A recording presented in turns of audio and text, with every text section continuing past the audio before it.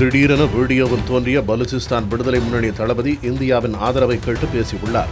அடுத்தடுத்து அவர் பேசிய வார்த்தைகள்தான் பாகிஸ்தானுக்கு கடும் தலைவலியை ஏற்படுத்தியுள்ளது. பாகிஸ்தானின் தென்மேற்கில் அமைந்துள்ள பலுசிஸ்தானை தனி நாடாக அறிவிக்க கோரி பலுசிஸ்தான் விடுதலை படையினர் அரை நூற்றாண்டாக ஆயுத போராட்டத்தில் ஈடுபட்டு வருகின்றனர்.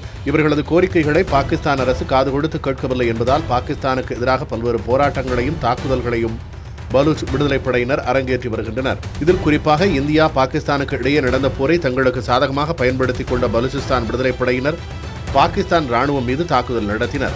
அதேபோல கடந்த மார்ச் மாதம் ஜாஃபர் எக்ஸ்பிரஸ் ரயிலை பலுசிஸ்தான் விடுதலை ராணுவம் கடத்தியது.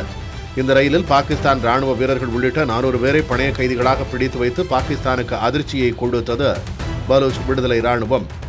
இந்தியாவிலிருந்து அரசியல், ராஜதந்திரம் மற்றும் பாதுகாப்பு ஆதரவை பெற்றால் பலூச் தேசத்தால் இந்த பயங்கரவாத அரசை ஒழிக்க முடியும் என பலூச் விடுதலை ராணுவம் தெரிவித்திருந்தது.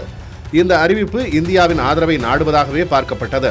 இந்த நிலையில்தான் பலுசிஸ்தான் விடுதலை முன்னணி தளபதி அல்லா நாசர் பலோச் என்பவரின் வீடியோ ஒன்று சமூக வலைதளங்களில் வைரலாகி வருகிறது. அந்த வீடியோவில் சில நிமிடங்கள் அவர் பேசியுள்ளார்.